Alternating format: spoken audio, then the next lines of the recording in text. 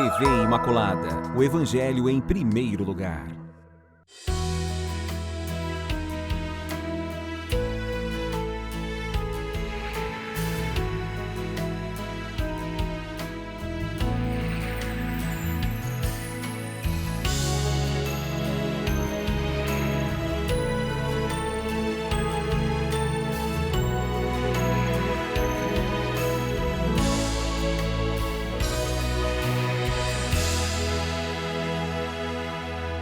Olá, iniciando nossa aula, iniciando nosso encontro, iniciando mais um momento de aprendizado e aprofundamento na fé. Lembrem-se que a fé precisa ser alimentada, a fé precisa ser justificada e para que ela possa crescer e se enraizar em nós, precisa dar conhecimento, né? Precisamos embasar fatos, história, para que ela vá ali fazendo um esteio em todos nós e a gente aí possa crescer nessa fé.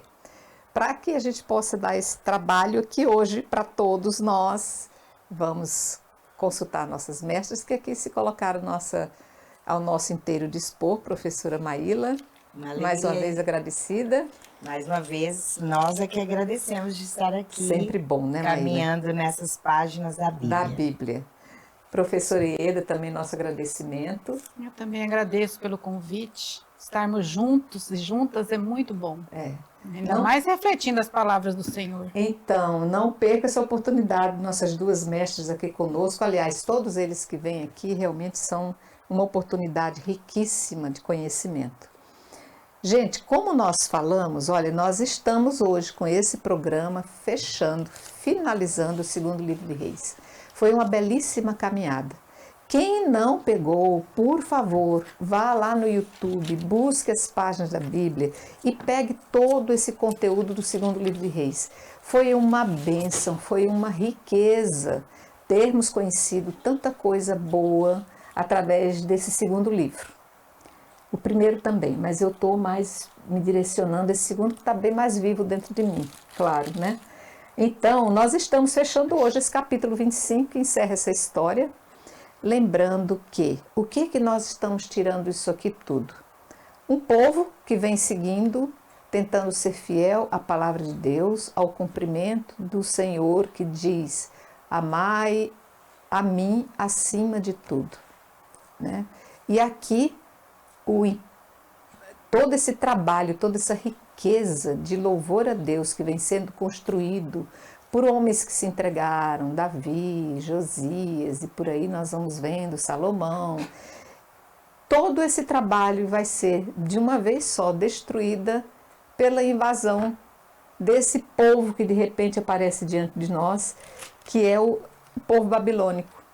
Eles vão vir como uma onda arrasadora para destruir, pôr em prova tudo aquilo que tinha sido semeado desde a saída desse povo do Egito, do reino da escravidão, até então cair nas mãos de novo como vassalos, como escravos de terra destruída e solapada, nas mãos de um povo estrangeiro, adoradores de outros deuses, né? Então, com isso a gente vai aprendendo. Nunca você se dê por seguro quando você estiver na caminhada do Senhor, porque tentações não faltarão, né? Então, com isso aqui, meninas, podemos iniciar? Podemos. Vamos então nesse livro fechado agora, do segundo Reis, capítulo 25. Vou fazer a leitura para nós iniciarmos o entendimento a partir desse versículo primeiro que vai tratar então do cerco de Jerusalém. No 9º ano do seu reinado, no 10º mês, no dia 10, Nabucodonosor, rei da Babilônia, veio atacar Jerusalém com todo o seu exército. Acampou diante da cidade e levantou trincheiras ao seu redor. A cidade ficou sitiada até o 11º ano de Sedecias. No dia 9 do mês, quando a fome se agravava na cidade e a população não tinha mais nada para comer, abriram uma brecha nas muralhas da cidade. Então todos os guerreiros escaparam de noite pela porta que há entre dois muros perto do jardim do rei. Os caldeus ainda cercavam a cidade e tomou o caminho de Arabá. O exército dos caldeus perseguiu o rei e o alcançou nas planícies de Jericó, onde todos os seus soldados se dispersaram para longe dele. Os caldeus agarraram o rei e o conduziram a Rebla, à presença do rei da Babilônia. Eles o submeteram a julgamento. Mandaram degolar os filhos de Sedecias na presença dele. Depois Nabucodonosor furou os olhos de Sedecias, algemou e o conduziu para a Babilônia. Vamos parar por aqui, já tem desgraça bastante para a gente entender. Né? Senhor do céu, por que é que aquele poderoso tem que se mostrar também impiedoso, hein? É um binômio que acaba acontecendo. Vem o poder, mas junto com ele vem a crueldade. Sim. E a Babilônia é marcada como um dos impérios mais cruéis que a gente já teve. Então aqui começa a contar para nós esse período que vai ser extremamente sofrido para o povo de Deus, especialmente para o reino de Judá, onde começa exatamente fazendo o quê? Sitiando Jerusalém. Porque era uma forma também, uma estratégia militar, não invadir diretamente, mas sitiando impedia que o povo recebesse provisões, alimentos, saísse também dali, tendo contato aí de ajuda, e vai tornando esse povo enfraquecido. Fica mais fácil para o grande ataque. Tá. Então é uma estratégia aí que Nabucodonosor traz, não é inédito dentro da história militar, isso daí. Mas é algo que fica marcante. O povo vai se lembrar sempre do quanto esse período aqui do exílio, que começam com várias deportações. Certo. Quando nós falamos do exílio da Babilônia, quer dizer, a leva do povo mais elitizado, as lideranças, os governantes, nós falamos isso num programa passado, faz com que esse povo se sinta enfraquecido, desarticulado.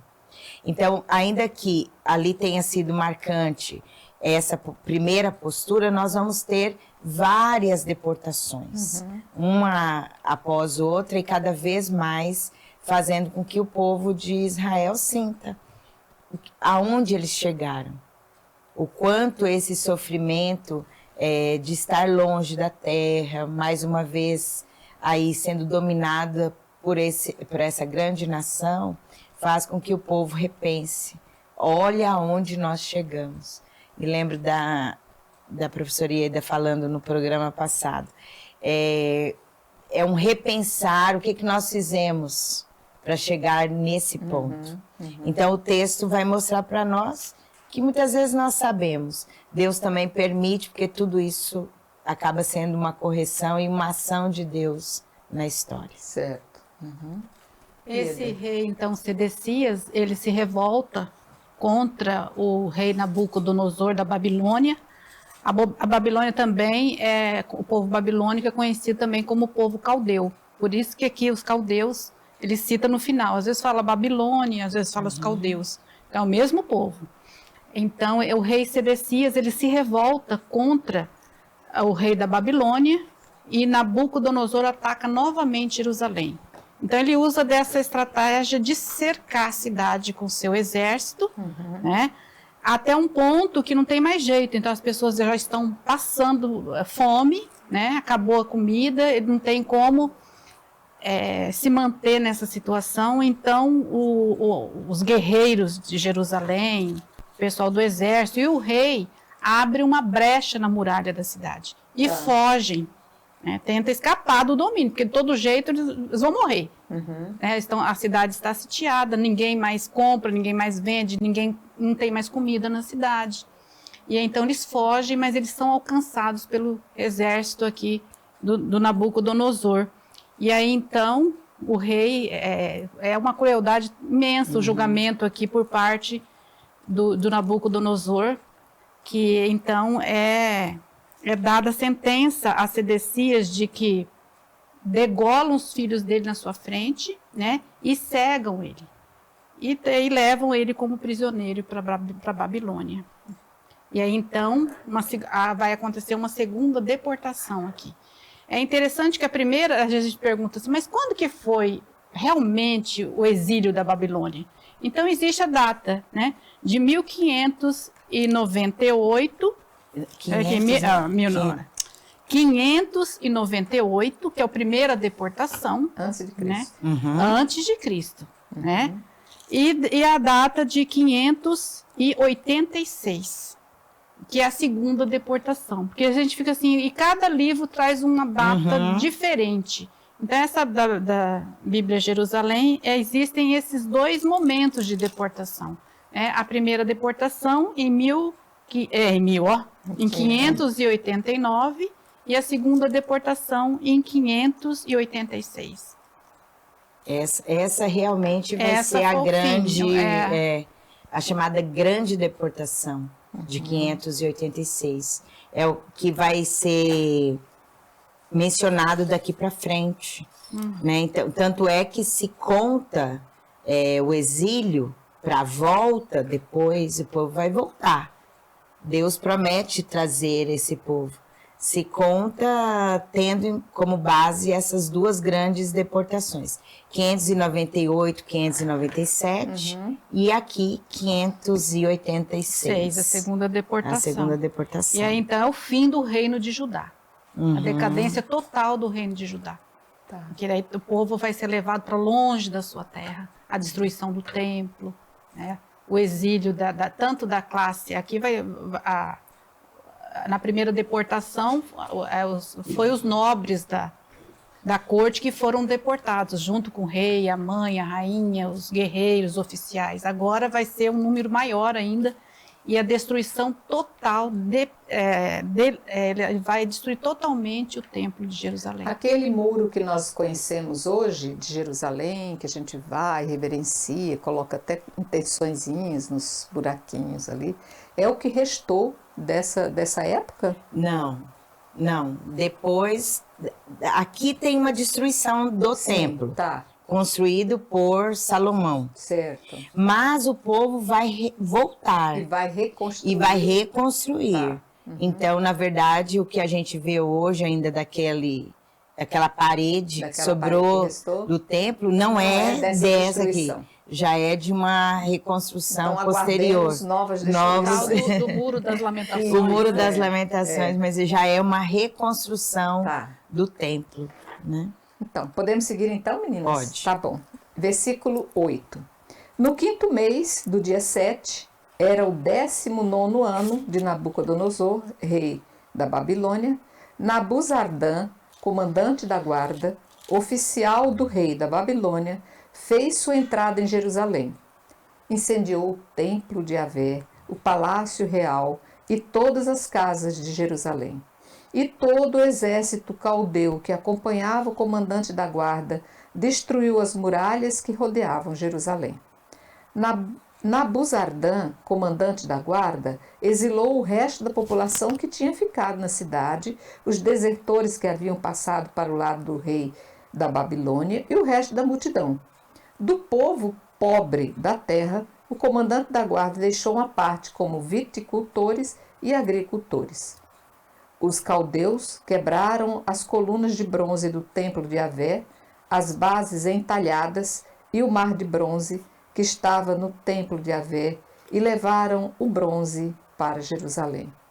Levaram também os recipientes para cinzas, as pás, as facas, as taças e todos os objetos de bronze que serviam para o culto. O comandante da guarda tomou os turíbulos e os vasos de aspersão, tudo que era de ouro e tudo que era de prata. Quanto às duas colunas, ao mar único e às bases entalhadas que Salomão havia feito para o templo de Yahvé, não se poderiam calcular quanto pesava o bronze e todos esses objetos. A altura de uma coluna era de 3 côvados e sobre ela havia um capitel de bronze, da altura de 5 côvados. Havia uma rede e romãs em torno do capitel, tudo de bronze. A segunda coluna era feita do mesmo modo. O comandante da guarda prendeu Saraías, sacerdote-chefe, Sofonias, sacerdote que ocupava o segundo lugar, e os 3 guardas das portas. Na cidade, prendeu um eunuco, chefe dos guerreiros, 5 conselheiros do rei, que foram encontrados na cidade, o secretário do chefe do exército, encarregado da mobilização, e 60 homens do povo, que foram encontrados na cidade. Nabuzardã, comandante da guarda, prendeu-os e os levou à presença do rei da Babilônia em Rebla, e o rei da Babilônia mandou matá-los em Rebla, na terra de Emate. Assim, Judá foi exilado para longe de sua terra. Ai, a gente que acompanhou esse segundo livro dos reis lá atrás, que acompanhou todo o sonho da construção desse templo, tudo assim representando os sonhos de cada um deles, a contribuição do povo, aquilo que tinha em casa de braceletes, de brinco de ouro, de prata, tudo que eles tinham, eles doaram. Isso foi resultado de toda uma oferenda a Deus, né? Sim. E de repente um rei pagão, que não tinha nada a levar em consideração com isso, destrói. E assim é a nossa vida, né? A gente leva uma vida juntando os pedacinhos de ouro, manda fazer aliancinhas, os brinquinhos, e de repente entra um ladrão na casa, a gente leva tudo, não valeu nada. Ou então a gente morre e deixa tudo aqui. Ou morre, também. deixa tudo para o filho tudo que não aqui. leva, às vezes, em consideração aquilo que você...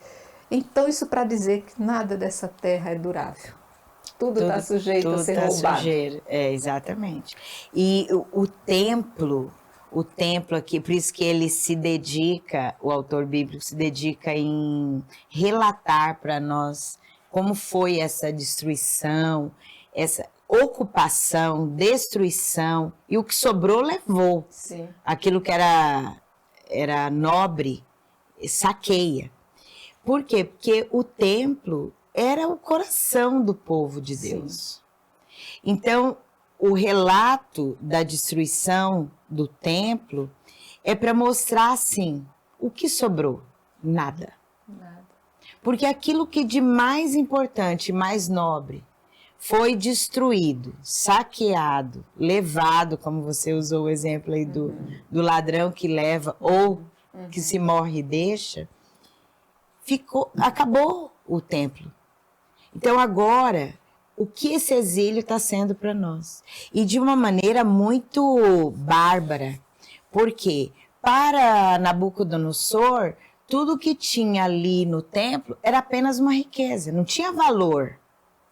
Valor histórico, religioso, Ele não via valor, esse lado. exatamente, o valor do amor do povo que juntou seu ouro ali para poder fazer suas pequenas riquezas para tudo aquilo ali.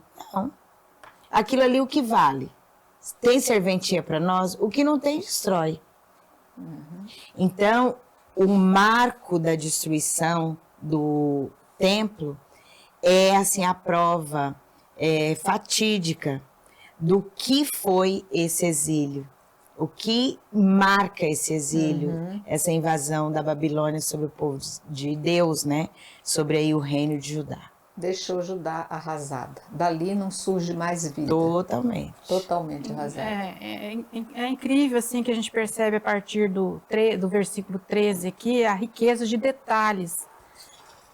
Da mesma forma, quando o autor, Salomão começa a construir o templo, narra com detalhes, cada coluna, o primor de cada objeto do feita. culto, né, as correntes de romãs, aquela coisa feita com todo zelo, com todo amor, né, toda aquela riqueza. E aqui ele fala também em detalhes, essa destruição, né, feita agora pelo comandante da guarda dos babilônicos, né, do rei Nabucodonosor. Então, é interessante que eu percebi aqui que na primeira deportação, eles foram levados como presos e ficaram lá como presos. Agora, quem vai ser levado, inclusive até os sumos sacerdotes, os sacerdotes, né, todo o pessoal que trabalhava no templo aqui, eles vão ser levados para a Babilônia, mas lá na Babilônia eles são mortos. Então, nessa segunda deportação, narra que quem foi para o exílio morreu. Morreu. Não ficou prisioneiro lá. Né? E aí termina essa parte aqui dizendo, né? Assim Judá foi exilado para longe de sua terra. Então, na primeira deportação, eles foram exilados, permaneceram ali presos, né, como escravos dos babilônios, vassalos dos babilônios. Agora aqui não, aqui eles vão ser mortos. Quem ficou e vai ser deportado agora vai morrer. Lembrando dos reis que tinham sido levados. Sim.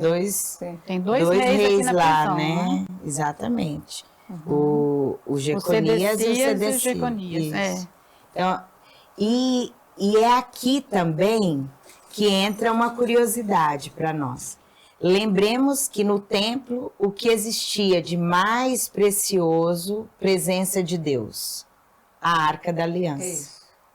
E é exatamente nesse contexto que desaparece. Que a gente não tem mais. Inclusive, nem é narrado. Nem uma narra. coisa tão importante assim, provavelmente já não estava mais no templo. É.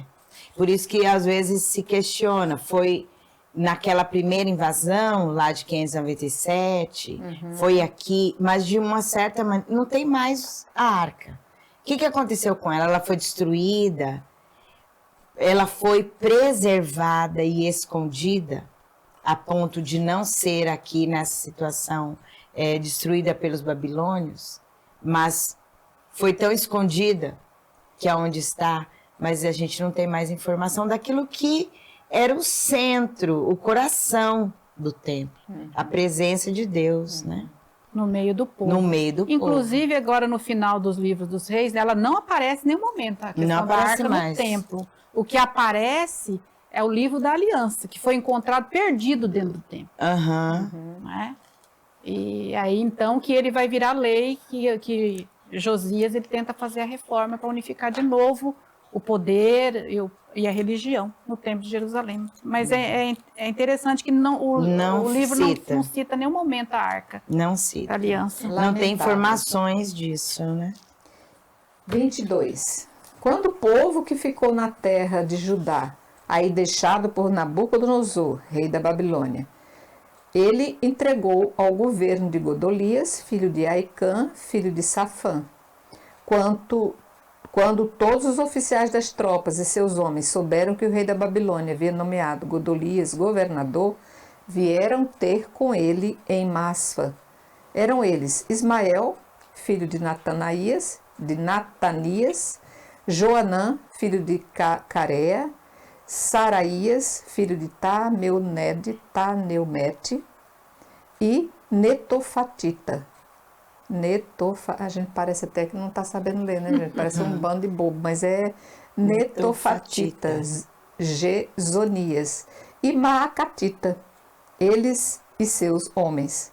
Godolias declarou-lhes sobre juramento a eles e a seus homens e disse-lhes: não temais ser servos dos caldeus, ficai na terra, submetei-vos ao rei da Babilônia e tudo vos correrá bem. Mas no 7º mês, Ismael, filho de Natanias, filho de Elisama, que era de linhagem real, veio com 10 homens e matou Godolias, bem como os judeus e os caldeus que estavam com ele em Masfa.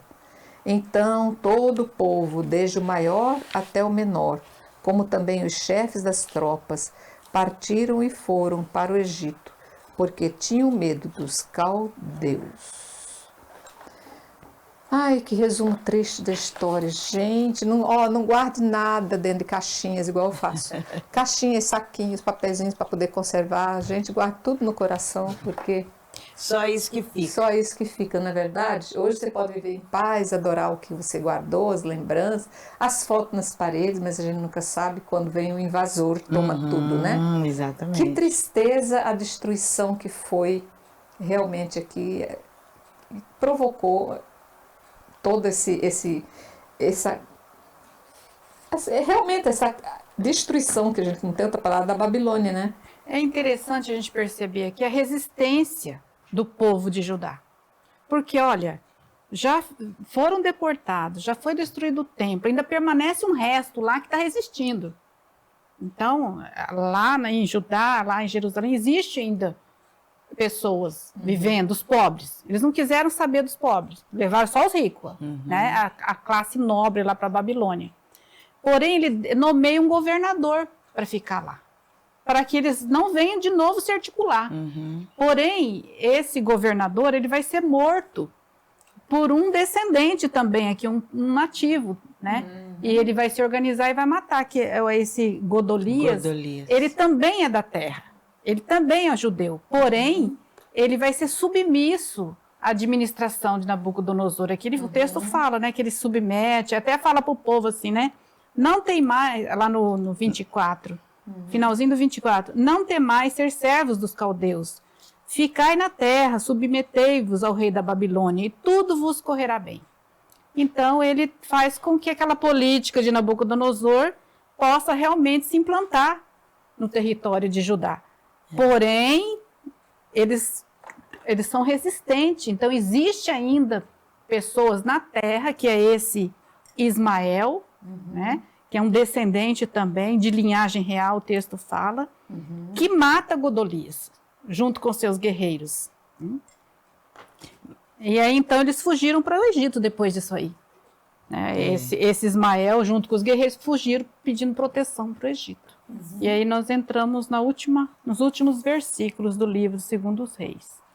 Mas é interessante, porque se nós formos olhar essa história, ela tem aí um paralelo lá em Jeremias. Seria interessante depois nós falarmos um pouquinho disso, dessa atitude aí desse governador dessa província, que agora Judá se torna uma província da Babilônia. Por que ele age assim? Mas a gente vai perceber que não é só ele, mas vale a pena a gente falar disso. Então, o trecho de Jeremias aqui, que você falou que a gente encontra também esses fatos aí do exílio, né? Encontra-se lá no capítulo 39 do livro de Jeremias, dos versos 1 até 10. Está na nota de rodapé da Bíblia de Jerusalém, a citação. Mas eu vou aproveitar, enquanto a gente está aqui ainda sem fechar o segundo livro, pegar um pequenino intervalo e a gente já volta para concluir toda essa história.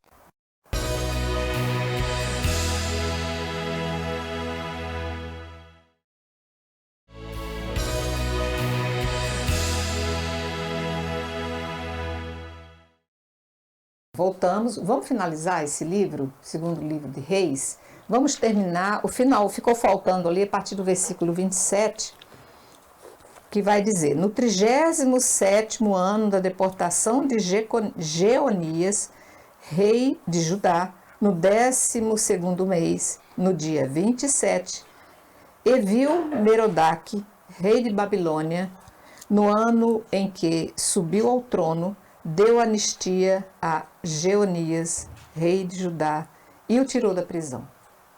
Falou-lhe benignamente e deu-lhe um trono mais alto que o dos outros reis que estavam com ele em Babilônia. Jeonias deixou suas vestes de prisioneiro e passou a comer sempre na mesa do rei por toda a vida. Seu sustento foi garantido constantemente pelo rei, dia após dia, enquanto viveu. Pelo que eu entendi, então, em detrimento dos demais reis que anteriormente destruíram, cegaram, mataram, degolaram, arrasaram a vida dos que antecederam, os reis que antecederam, esse aqui tem a graça de ser poupado, digamos assim, né? A vida. E ele vai viver das benécias desse rei agora babilônico, até que toda a história mude. Mas eu pergunto, tá, e agora a partir daqui? O que acontece com a história a partir desse ponto? Quem é que vai surgir? Quem vai trazer alento? Como é que se recompõe uma nação depois dessa destruição? Então, foram destruídos o reino, tanto o reino do norte, essa capital Samaria, Israel, capital Samaria, e o reino do sul agora acabou. Não existe mais reino em Israel. Agora tudo é Israel. Por quê? Vai ser denominado Israel porque todo Israel vai ser aquele que permanece fiel a Javé, fiel à aliança. Tá. Né? Então, o que se percebe aqui? Morre o rei da Babilônia, Nabucodonosor. O filho dele, né, Evil-Merodach, assume o poder na Babilônia. E aí concede anistia ao rei Joaquim, que é o Jeconias, né, dando ele alguns privilégios aqui. Né? Tanto que ele fala que ele fala benignamente, dá a ele um trono mais alto que o dos outros reis, né? Então ele recebe um privilégio do filho de Nabucodonosor. Então Joaquim, ele também, ele tira as suas vestes de prisioneiro e é tratado, passa a comer na mesa do rei, né, por toda a sua vida. Então esse aqui é como se fosse assim, um alento de esperança para quem está preso lá na Babilônia. É uma esperança de que existe aqui um rei que eles consideram de uma linhagem davídica, uma promessa divina nesse rei, né? Que o reino de Israel vai permanecer, porque o rei, né, o filho de Davi, o Messias, o rei prometido, vai nascer dessa linhagem. Tá. Então existe uma esperança aqui de reconstrução da nação. Né? Esses privilégios dados ao rei Joaquim aqui é um alento nesse momento. É um alento. Acabou tudo? Não acabou. A história não terminou, a história não acaba aqui. Nós podemos ver aqui, nesse período, sempre a monarquia, junto com a monarquia, acontece a profecia, surgem os profetas, e agora nós temos 2 profetas muito importantes nesse período da história de Jerusalém, do povo de Deus, que é o profeta Jeremias e o profeta Ezequiel. Então, o profeta, tem no livro do profeta Jeremias muitas citações desse último capítulo 25, você que está em casa, se você quiser ler a história aqui, vai ser narrada também pelo profeta Jeremias. Sim, o que prova que isso aqui tudo é um fato histórico, porque tanto nós temos isso pelo livro dos reis, seria para nós eminentemente um livro histórico, nós estamos ouvindo isso pelo livro dos reis, segundo reis, como também paralelo a isso, a profecia que Jeremias faz. Então, se nós olharmos no livro do profeta Jeremias, do capítulo 39 até o capítulo 41, vai nos contar exatamente esse contexto aqui que nós estamos ouvindo. E aí eu gostaria de sinalizar um trecho do profeta Jeremias, capítulo 40, versículo 2 até o versículo 4. Quando Jeremias, vendo toda essa situação, o rei da Babilônia, Nabucodonosor, seu chefe da guarda, Nabuzaradan, agindo dessa maneira, nessa desolação que o exílio traz, as palavras de Jeremias fazem a gente entender algumas coisas, porque a gente se questiona, por que tudo isso? Por que passar por tudo isso esse povo? E aí ele diz assim, você quer ler, Ana? Jeremias 40, do 2 até o 4. O comandante da guarda tomou Jeremias e disse-lhe, Yahvé teu Deus predisse essa desgraça para este lugar e a realizou. E fez Yahvé conforme falou, porque pecastes contra Yahvé e não escutastes a sua voz. Assim esta coisa vos aconteceu. E agora eis que eu te liberto hoje dos grilhões que tens em tuas mãos. Se te parece bom vir comigo para a Babilônia, vem e eu terei os meus olhos sobre ti. Se não te parece bom vir comigo para a Babilônia, deixa, vê, tens diante de ti toda a terra. Vai para onde te parecer bom e justo ir. Isso. Aqui Deus estava fazendo uma proposta para Jeremias, porque Jeremias, ele teve a opção, olha que interessante, a opção de ir ou não para o exílio. E ele escolhe ir para o exílio com o povo. passar por esse tempo aí. Mas o que é bonito, a resposta aí que é dada pelo profeta, né? Deus havia dito que tudo isso aconteceria. E aconteceu realmente. Por quê? Porque o povo, porque os reis, vamos colocar assim, pecaram contra ele e não lhe obedeceram. Ou seja, tudo isso que o povo estava passando, toda essa situação do exílio, dessa desgraça, da deportação, perderem os seus reis, sofrerem esses castigos, é tudo consequência da atitude. Não foi gratuitamente. Não foi. Não foi um Deus que fica lá do alto, punindo e jogando uma situação dessa sobre o povo. Tudo isso é consequência do que eles passaram, né? E essa situação tem sempre que ser trazida para nós. E tudo o que viveram é consequência de suas atitudes, como também nossas, né? Tá, verdade. Então, aí entra o profeta Ezequiel. Então, e aí? Acabou tudo? O profeta Jeremias, ele vai, então, acabar depois sendo morto no Egito, né? E a gente não aparece mais nos livros da Bíblia.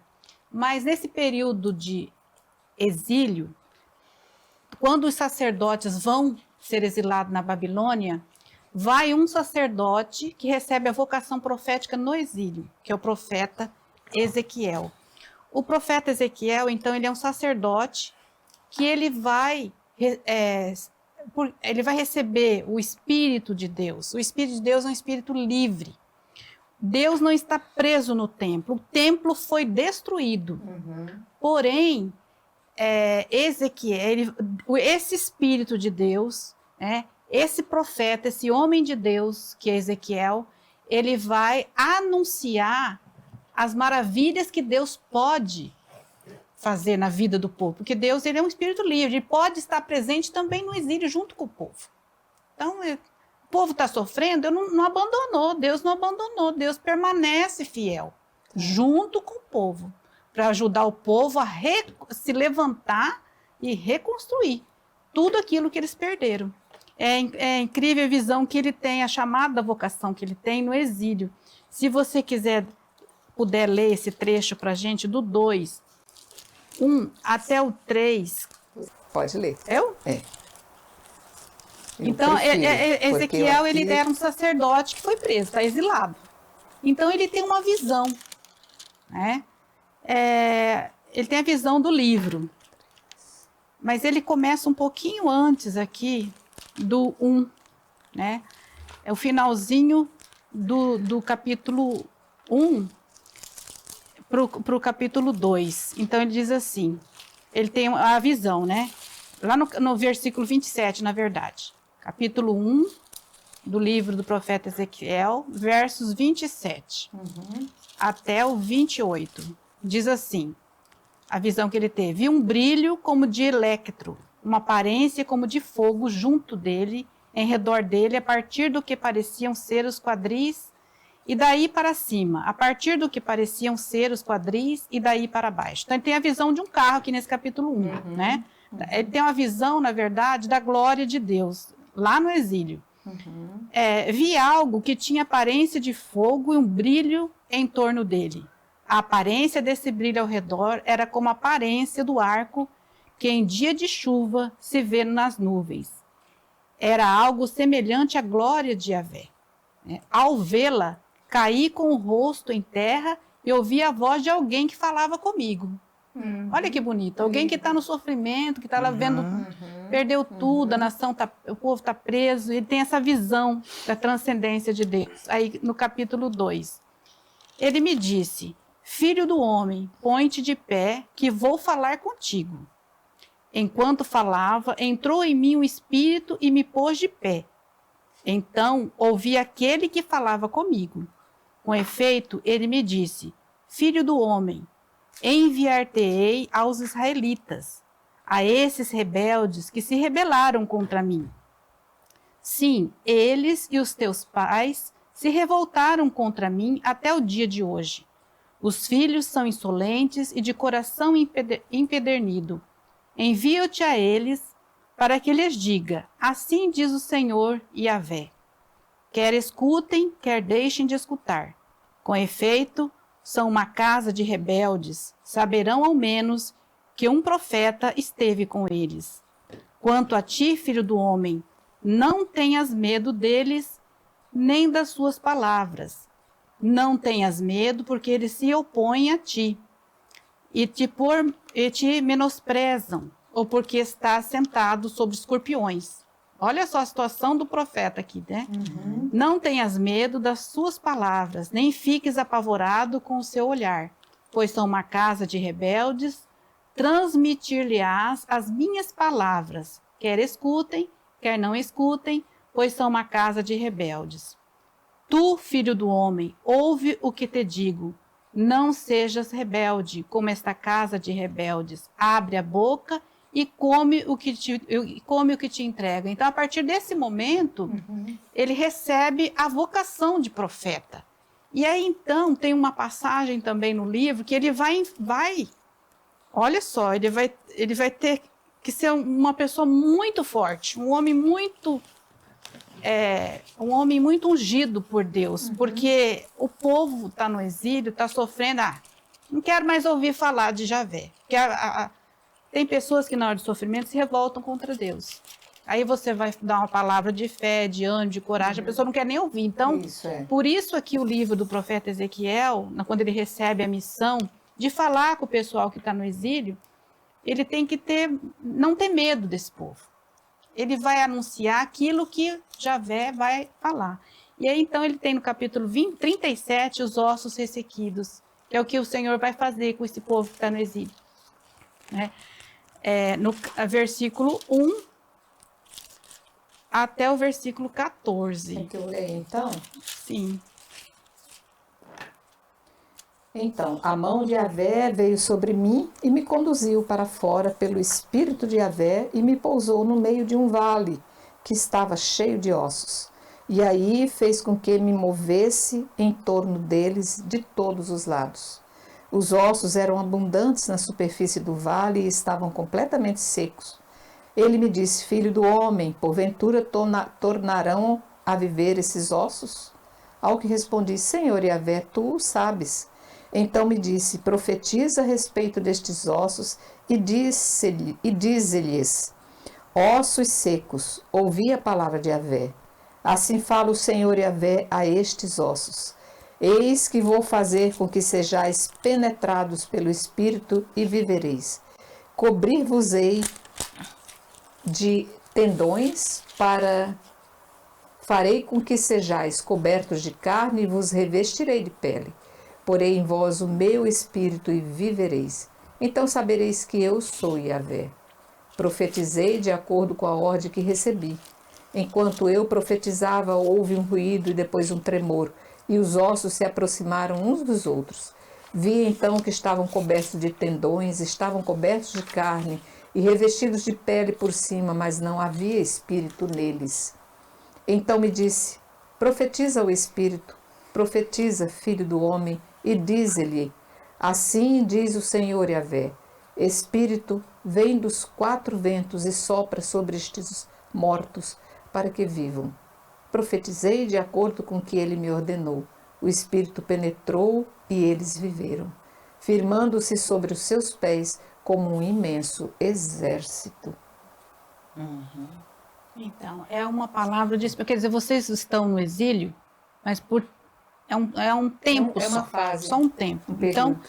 tem uns que dizem, tem uns autores, essa Bíblia Jerusalém diz que o exílio durou 50 anos, né? O exílio na Babilônia. E tem uma outra passagem que é um comentário que fala que é 70 anos que eles ficaram no exílio, na Babilônia.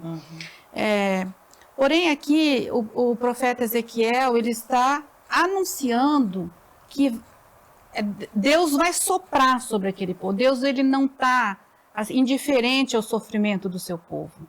Deus não abandonou o povo. Deus permanece, o Espírito de Deus está com o povo, dando força para que eles saiam dessa situação. Então, ele está profetizando, assim, momentos melhores para esse povo que está no exílio. Aí, então, nós vamos ver um outro momento de dominação de império, que é o Império Persa. Um outro momento na política internacional, os persas, eles vencem o Império Babilônio. E aí, então, Ciro, que é o rei da Pérsia, ele vai ser movido pelo Espírito de Deus, de acordo com o livro de Esdras, lá depois nós vamos estudar mais para frente, como é que esse povo vai reconstruir o templo, como é que eles vão se tornar de novo uma nação. Lógico que nunca mais vai ser igual, mas eles vão retornar, né, e reconstruir as suas tradições, a sua religião. Então, depois, então, com esse imperador persa, Ciro, ele publica um edito, né, em 538 a.C., e autoriza então os judeus a regressarem para Jerusalém para reconstruir o templo imediatamente. E o povo retorna. Né? Aqui só queria fazer uma correção. Quando falei lá de Jeremias, Jeremias vai para o exílio. Jeremias, na verdade, ele tem a opção para ir para o exílio, mas ele não vai. Ele fica com o povo da terra. Certo. Então, é interessante, diante dessa história aqui de Ezequiel, que Deus cuida dos dois lados. Enquanto Ezequiel vai ser o profeta que vai estar com o povo do exílio, Jeremias, ao contrário do que falei, ele faz a opção por ficar com o povo que estavam lá. Porque tanto um lado, lá daqueles que estão lá no exílio, perdidos, desesperançosos, Deus vai fazer soprar esse vento do Espírito Santo e trazer a eles a esperança, a vida. Quanto Deus também vai fazer isso com esse povo. Mesmo, tanto é que esse povo que permanece na terra são chamados o resto de Israel. Sobrou. Meu Deus do céu. O povo que sobrou daquilo ali. O que é desse povo? Os humildes, Os pobres, aquele povo que... Mas também eles têm que ter esperança. E Jeremias vendo, bom, aqui vou ser mais útil. Me lembra um pouco Paulo, né? Quando ele fala assim, para onde eu devo morrer ou ficar vivo? Deus sabe o que é melhor. Então, Jeremias faz essa escolha e fica com esse povo da terra. Mas para mostrar para nós o quanto esse tempo aqui do exílio seja contado por nós aqui em 2 Reis 25, essa destruição. Acabou. Agora Israel é uma província da Babilônia. Até que essa esperança desse retorno surja novamente. Com Ciro, que aí já também é uma outra história. Mas, tanto de um lado quanto de outro, a esperança que Deus não deixa de suscitar. Por meio de quem? Da boca dos profetas. Então, seja Jeremias, Ezequiel, profetas que estão aí, que são a voz de Deus para dizer, serviu de lição, vocês estão sofrendo por tudo que fizeram, mas Deus não abandona. Vamos nos recompor. Sim, essa aliança com Deus, ele perdura e ele vai cuidar desse povo, inclusive trazê-los de volta, usando aí a figura de Ciro para isso. Muito bem.